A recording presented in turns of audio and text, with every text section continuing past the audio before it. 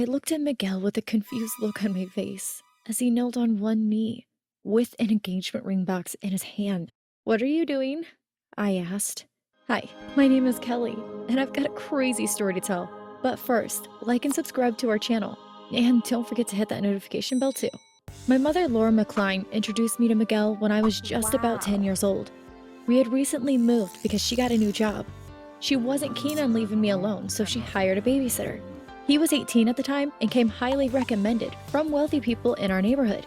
Being an only child, I never saw Miguel as a babysitter, but as an older brother. The older I got, the more comfortable I got with discussing topics that I never would with my mom. For example, boys. And I also developed a sort of crush on Miguel as well, which I kept well covered for fear that my mom would fire him.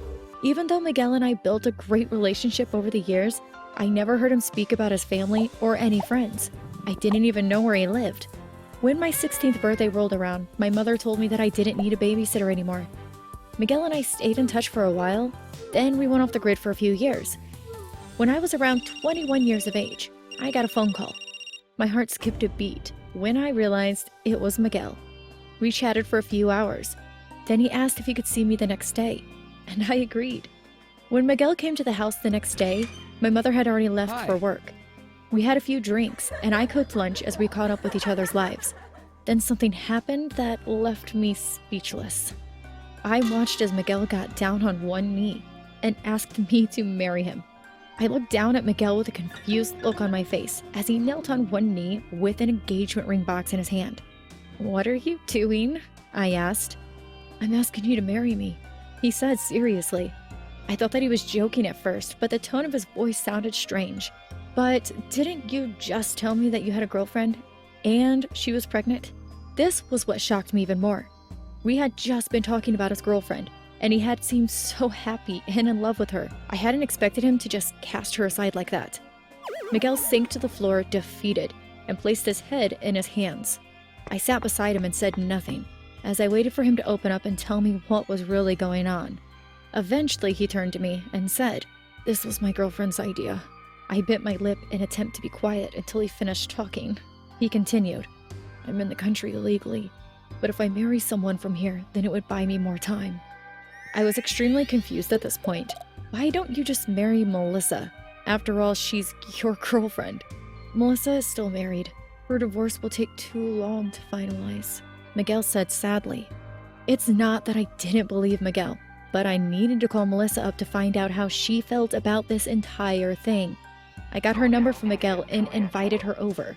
After she confirmed everything Miguel said, she continued, "I don't have any friends that I trust to do this. And when Miguel spoke about you, he said he would trust you with his life, and he was willing to take that risk. I trust his judgment."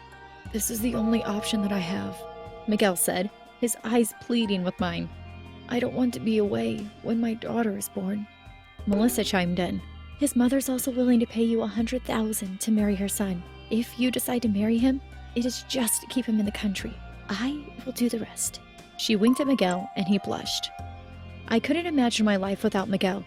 It had been 11 years since he came into my life and made it better. The past few years without him, I felt like a fish out of water. I was happy to help him and his little family. The next day, unbeknown to my mother, Miguel and I went to the courthouse with our two witnesses, Melissa and one of Miguel's coworkers, Brian. As soon as we stepped outside the courthouse, Melissa went to the car and brought out a briefcase. "Here you go," she said as she opened the case. $100,000 delivered as promised. She closed the case and handed it to me. I took it and handed over my wedding band and the marriage certificate. A few days later, my mom took me to dinner. My eyes locked with a guy, and I felt my heart flutter. He looked a few years older than me. It looked as though he was also having dinner with his family. Throughout dinner, he made these cute, funny faces, and I would giggle. When my mother and I were about to leave the restaurant, he approached us. "Good evening, ladies." He smiled at us. Then he turned to my mother and continued, "I would like to ask your daughter on a date, if it's okay with you." By this time, I was red as a cherry, and it took my mother her sweet time to say yes. "I'll be outside if you need me." My mother winked at me. I placed my hand on my face, embarrassed by my mother's antics. He introduced himself as Jet, and we exchanged numbers. Later that night, Jet sent me a message. and asked if it was okay for him to call me. I said yes, and it was the beginning of a beautiful relationship. Throughout the year that Jet and I dated, I never told him about my marriage with Miguel, although I did introduce Miguel and Melissa to him. Melissa seemed relieved that I had a boyfriend. I guess it made her feel secure that I wasn't trying to steal Miguel from her. Jet and I were even invited to the christening after their baby was born. Melissa gave birth to a beautiful baby girl named Ava Grace. One night, just as I was about to snuggle into my bed after a long day, I got a call from Miguel. He never called me this late. "Hi, Miguel. Is everything okay?" I asked worriedly. I heard him sigh heavily over the phone. "Can I see you?" he asked. "Now?" I looked at my clock and it was 10 p.m. "If it's not a problem." "Sure, no problem.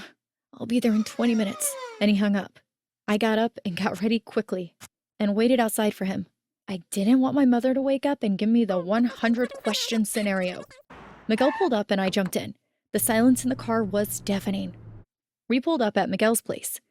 "Would Melissa be okay with me coming over at this hour?"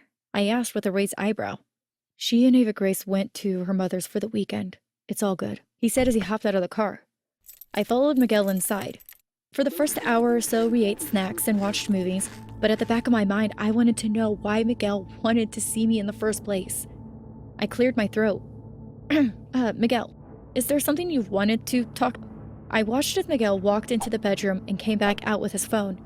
He handed me the phone without saying a word. I took the phone and pressed play on the video that was on the screen. My mouth dropped when I recognized Melissa and Brian, Miguel's coworker, dancing and kissing in a club. "Miguel, I'm so sorry." I threw my hands around his neck and pulled him close. Miguel relaxed into my arms, and we just held each other for a few minutes. "So what are you going to do now?"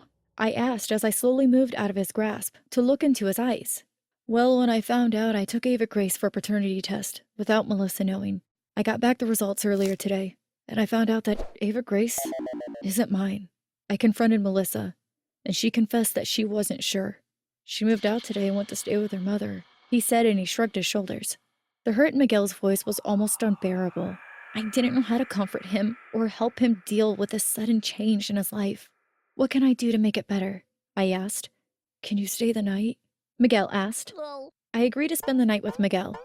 I texted Jet and told him that I had a long day and I would probably sleep in the next day. I also messaged my mother and told her that I was spending the night at Jet's house so she wouldn't be worried when she woke up the next day and didn't see me. I didn't tell her that it was actually Miguel I was staying with, in case she started worrying about Miguel. Over the next few weeks, Miguel and I spent a lot of time together. I even blew off a few dates with Jet to spend time with Miguel. I told Jet that I had a lot of work to do, and he wasn't pleased because he knew I was a workaholic and had my moments. One night while out at dinner with Jet, a wave of nausea came to me. "Kelly, are you okay?" Jet asked in a concerned voice. "I'm okay." I smiled weakly. Jet called the waiter and asked for the bill. I excused myself and told him that I needed to go to the bathroom. As soon as I stood up, a wave of dizziness came over me, and I felt my knees buckle. Jet caught me just before I hit the ground. He scooped me up like a baby and held me close. I heard him tell the waiter that he was going to take me to the car and come back and pay the bill. When we got to the car, Jet made sure that I was secure before rushing back into the restaurant. I kept my eyes closed for the entire trip home as Jet gently caressed my hand during the ride. We went back to his place. He got me ready for bed and then tucked me in. I fell asleep the instant my head hit the pillow. The next day, Jet insisted that I go to the doctor, so we went. To his surprise, and my dismay, the doctor said that, yep, you guessed it, I was pregnant.